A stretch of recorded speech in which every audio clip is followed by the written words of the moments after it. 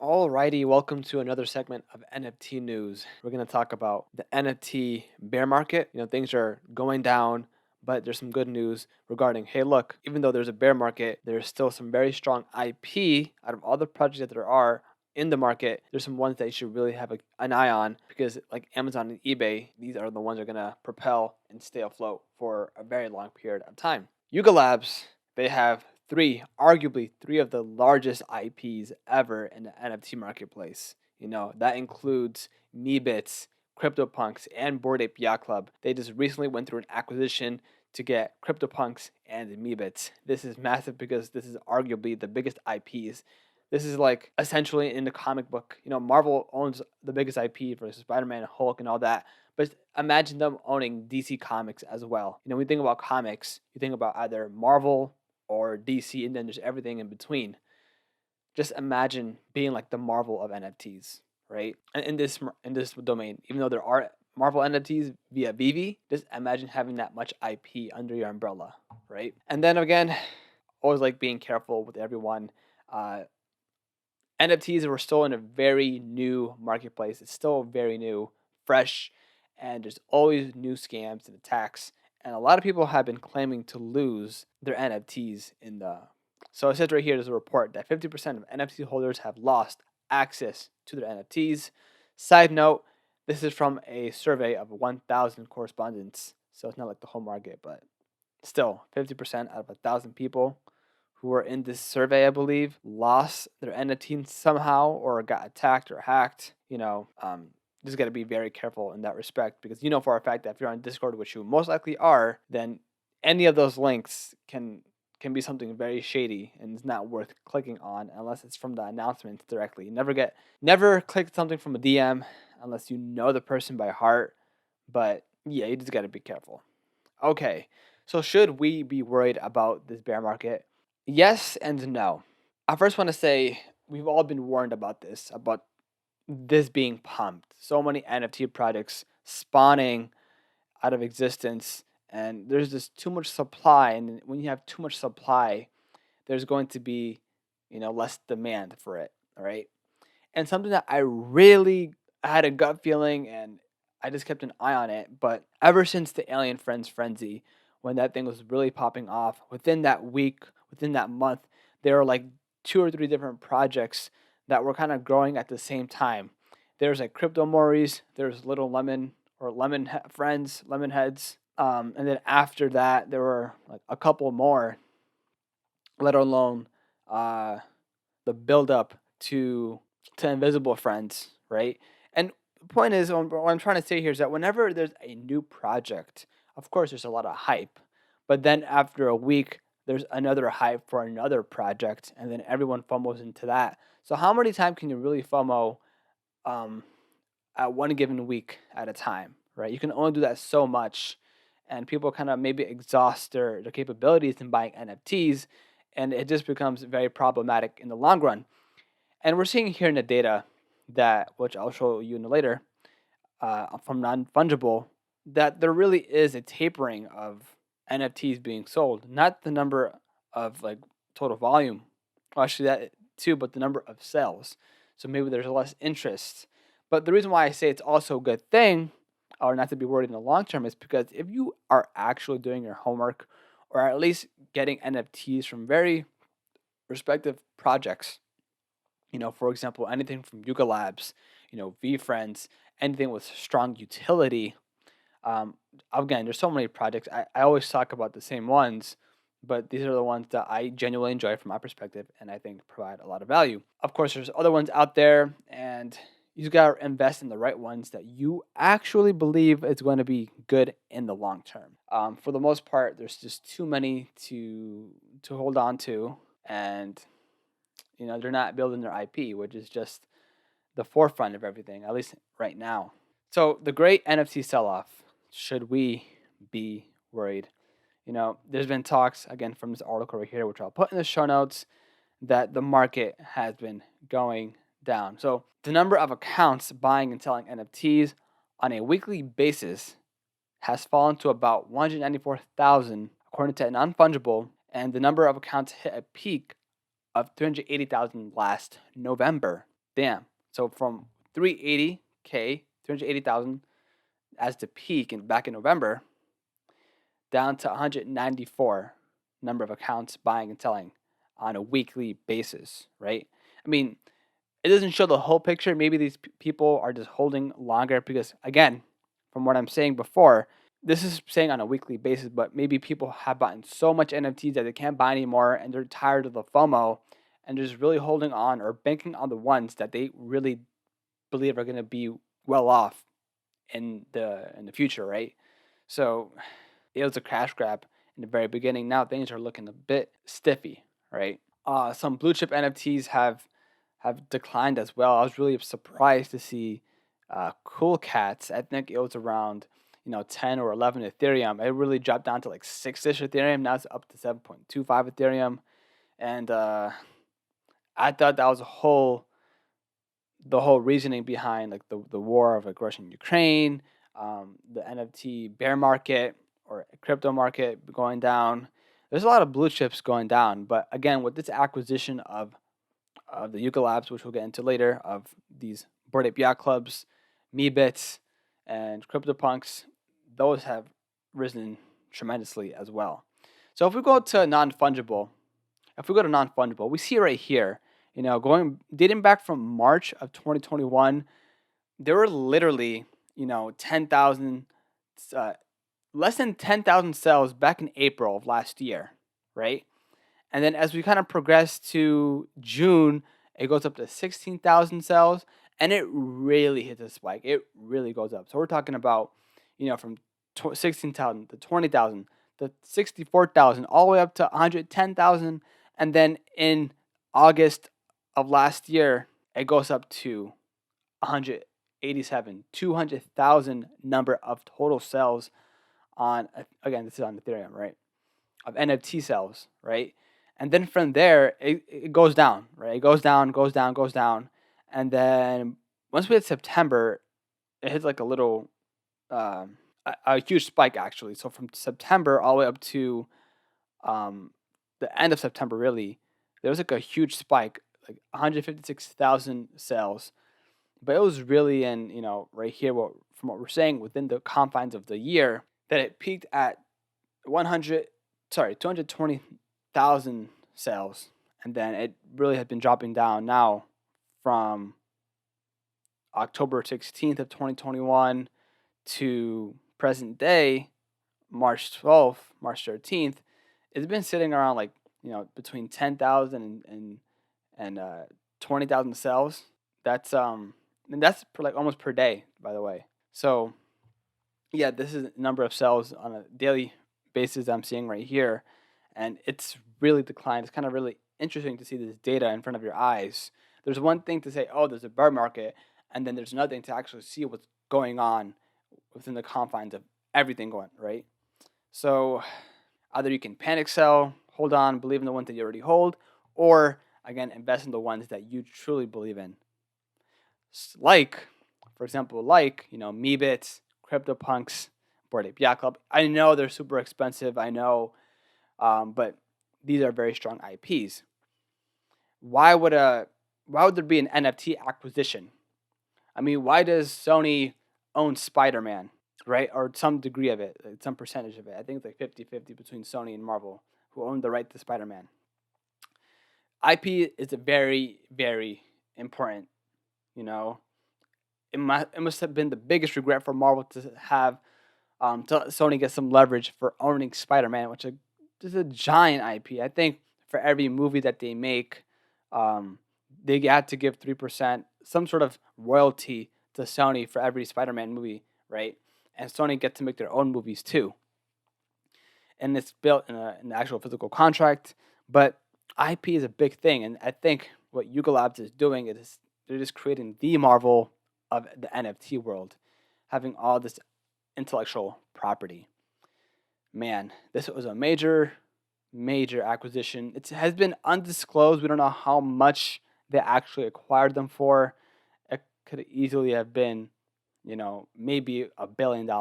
That's how much these brands are, intellectual properties worth, right? I haven't seen a figure just yet as to how much this acquisition was, but it must have been some sort of hefty payment, right? Man. And out of this news, it's kind of funny because one of the very first NFTs that I don't own any of these, right?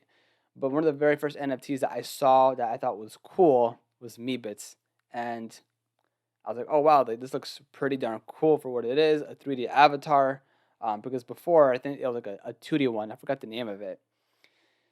But looking at Meebits, the point of the story is looking at Meebits, it was pretty stagnant, right? I forgot what the floor price was. It was maybe sitting around like 2-ish Ethereum, maybe even 3-ish Ethereum at the time. But ever since this sort of news of this acquisition, I'm gonna pull up Meebits right here. And when we go to OpenSea, it's in the top NFTs in the last 7 days in total volume, right? 89%, over 89% in the past 7 days in total sales volume. And if we click, let me go back. Sorry, that was for CryptoPunks. My bad. Let me reiterate that. So for Meebits, in the past 7 days, there's been a delta or an increase of 1,566% in the past 7 days in total volume for Meebits. The floor price right now is at 5.1, and it's kind of cool to see the activity of Meebits. So if we go on OpenSea, go on Meebits, and look at the activity, we're going to see a pretty big spike. That doesn't just justify it there. So we'll zoom in past 30 days. Past 30 days, the average sales price was like, 4.34 Ethereum, 2.5, 2.9, 3.16. And then we jump up to, March 9th, 10th, 11th. The average price was 6.7 Ethereum at the peak. Now it's been declining a little bit. So whenever there's a huge bit of news, like a huge FOMO, usually the price of the floor price of these NFT projects go up, and then they eventually go back down, right? So whoever's selling it at this price is, I think, doing a good job, I think, from my perspective, from my understanding. But yeah, I mean, it's a huge deal to have all this IP under the one umbrella of Yuga Labs. So I think the most exciting thing really is not just about the floor prices around these projects, but what is going to happen next, right? Like what is going to happen next? Like why did they buy it? When you have this much IP, you can do a lot of things. You can create your own movies. You can do merch, um, like this, anything you can imagine, right? And the people who actually own the NFTs are going to benefit from that because they get some sort of royalty. I believe it's kind of built in some of these projects. Um, so let's see right here. Again, major spike for Meebits. And where do we go from here, right?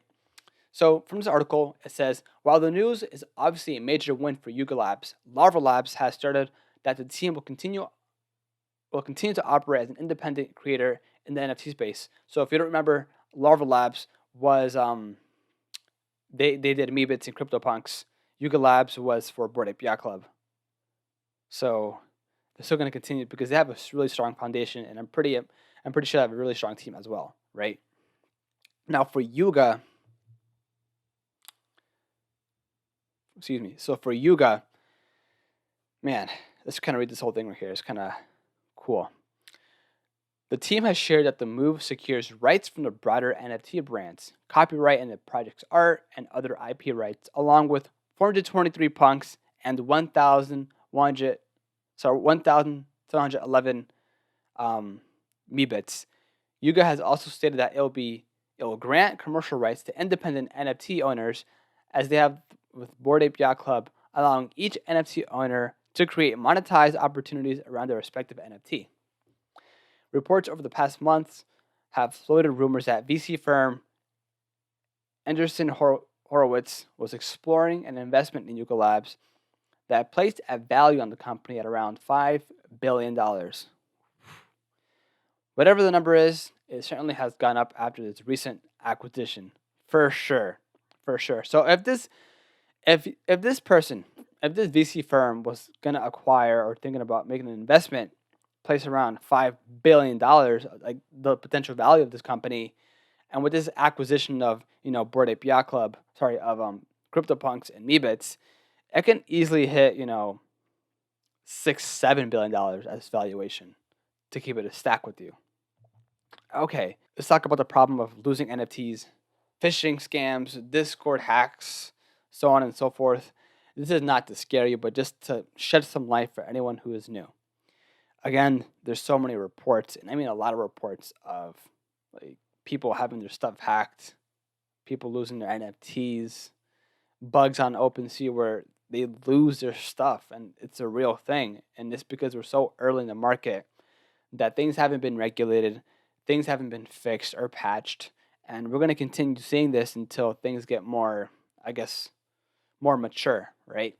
So from multi-million dollar rug pulls to user exploits on marketplaces, investing in NFTs can be fraught with risk, and that's not to scare you, but it's the reality.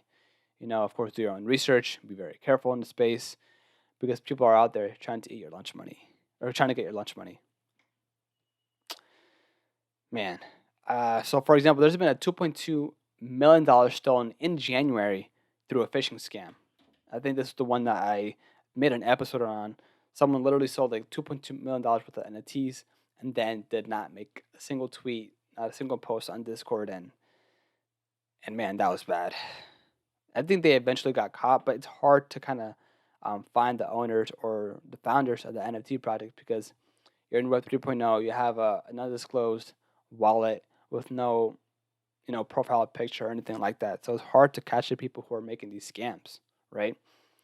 And so again, I talk about this survey. Um, the survey was only 1,000 people, or it's like a lot. Basically, this survey was done by a certain amount of people, and only 16% of course respondents said that their NFT platforms had been hacked, but roughly 90 said they were able to recoup losses in some capacity, right? Security concerns, however, did seem to slow the exponential growth of the industry last year. I just want to kind of rewind back to what I was saying about the NFT marketplace, but the sales have reached $17.7 billion in 2021, up from $82.5 million in 2020, right? So even though we've been seeing a tapering, the market is massive. And when we see a massive market, I think a lot of hackers are incentivized to do malicious things to take your money, right? So as an industry grows, so does malicious behavior, right? Let's be real about that. So again, I think one of the premises of being safe is making sure you're dealing with secure marketplaces. When you buy NFTs, make sure you're buying it from the correct project. Because, for example, if you want to buy VFriends, there's multiple out there, or Alien Friends. There's multiple projects that are called the same thing, like Alien Friends underscore Alien Friends with two S's. You have to make sure that you're buying the correct one, right? If you're on Discord, you have to make sure that you're not clicking any links, especially from DMs. Only follow the announcements. Look at the policy number whenever you're buying an asset, and just be very careful. The more careful you are, the better. If you're able to store your NFTs in a better spot or your crypto just in general, then it'll be a lot better, right? Again, going back with this data from Blockworks, which I'm getting this article from, which I'll put in the show notes. It's a study based off over 1,000 NFT collectors, and they're saying that yeah, 2 out of 3 NFT investors panic sold one of their blockchain-based collectibles last year. Either that's through them being afraid of the market, being scammed, or because of the bear market that we're kind of witnessing right now, right? So that's pretty much it of this episode. But I do want to introduce one thing that I kind of find very interesting, and which is the metaverse. Now we see the sandbox, we see Decentraland, and VV, a bunch of other projects created in the metaverse. But the biggest one of them all is Meta themselves, aka Facebook. And they're really going all in on this to the point where they changed their name from Facebook to Meta. And something that's very intriguing to me is the fact that I don't know too much about Meta and what their works are, what their overlook is, how many workers are actually working on this, because most of the revenue, I think like over 90% of the revenue comes from advertisements. But they're really going in on this. Mark Zuckerberg is going in on the metaverse, hence changing the name to it. But ever since he has done that, it's been falling down in uh, market share, market price. So it was at $372 in August 20th last year. It wasn't announced yet at that time, I believe. but there's been talks of it. But it dropped down to $187, and that can be amongst a lot of things. Not just the metaverse announcement, but about what's going on in Europe. A lot of these not acquisitions, but allegations of like spying, not spying, but the Cambridge Analytica stuff of being, you know, knowing too much information about people and their data privacy. What is I'm trying to say here? And I'm just saying, like, I just find it really intriguing. I just want to bring it up, like how the floor price. I keep on saying floor price, but the stock price of these has gone down. And if you believe in the metaverse, then maybe it wouldn't be a bad idea, and just not putting all your eggs in one basket, but maybe diversifying your portfolio in Meta, in Decentraland, and the Sandbox, Vivi. There's a lot of projects working on this, and there's a reason. Like if Meta is working on this, then it's a real thing, right? So I just want to think that's something that we should keep an eye on at least. I don't want to talk too much about it because I'm not knowledgeable in it, to be honest. But I just think it's a really cool thing to keep an eye on. So I just want to conclude this episode with that. Um, Hopefully you enjoyed it, and until next time.